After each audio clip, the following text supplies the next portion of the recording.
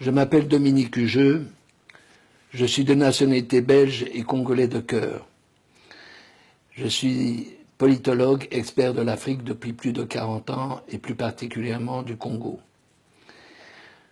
Alors, comme je reçois des informations très fréquentes et suivies pratiquement quotidiennement, je suis interpellé et je me permets de m'adresser à vous. Et permettez-moi de vous lire ce que j'ai écrit. Je voulais vous dire que si j'écrivais un livre sur Kabila, ce serait à charge comme un procureur.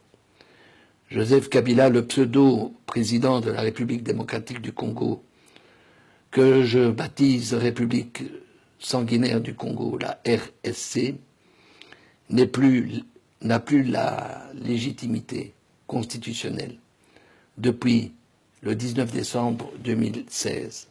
Connaissant le Congo depuis que je suis bébé, depuis 67 ans, et jusqu'à ce jour, je me permets de parler, et modestement je le dis, au nom des 80 millions de mes frères et sœurs congolais qui n'ont pas la liberté et cette chance de s'exprimer sur les réseaux sociaux.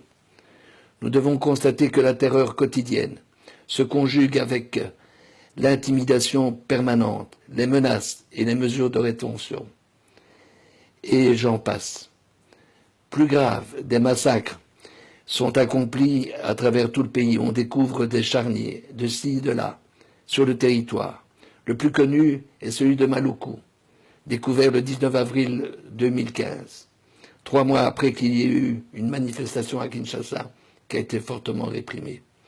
Quand on a découvert le charnier où il y avait plus de 400 corps, femmes, enfants, hommes, il y a eu une émotion internationale et l'ONU ainsi que l'Union européenne et M. Didier Reynders, ministre belge des Affaires étrangères et vice-premier ministre, à l'unisson, ont déclaré qu'il fallait qu'une commission d'enquête internationale soit immédiatement diligentée. Depuis ces déclarations, il n'y a plus rien, une véritable omerta. Or, il s'agit bel et bien d'un crime contre l'humanité. Et ces crimes sont devenus récurrents sur le sol congolais. Maluku n'est donc un très triste exemple.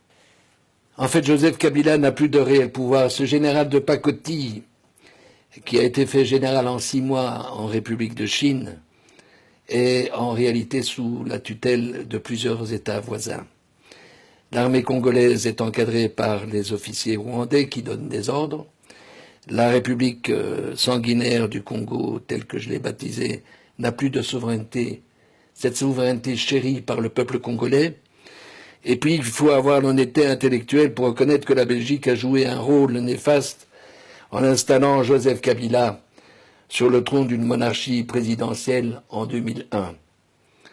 Alors, avec toute l'humilité, en tant qu'expert et analyste de l'Afrique depuis tant d'années, et contrairement à mes convictions sur l'ingérence dans les affaires intérieures d'un pays comme en Côte d'Ivoire en 2011 ou en Libye durant la même année, j'adresse très humblement et solennellement une supplique aux 5 chefs d'État, membres permanents du Conseil de sécurité, à savoir Mme Theresa May et messieurs Trump, Macron, Poutine et Xi Jinping, ces 4 derniers étant présidents de la République de leur pays, afin qu'ils s'accordent pour dégager et ce manu militari Joseph Kabila.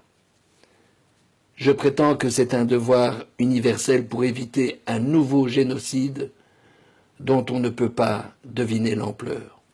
Je leur demande de le remplacer pour une période transitoire de 2 ans par un homme qui a une grande expérience politique, qui soit intègre, connu, apprécié par ses compatriotes, et figurez-vous, il y en a encore. En 2 ans, ce président transitoire, j'insiste sur le caractère transitoire, avec une équipe de personnalités expérimentées et intègres, peut remettre le pays sur les rails et permettre au peuple congolais de retrouver la sérénité et également sa dignité. Ce nouveau président sera un rassembleur, mais pas un diviseur.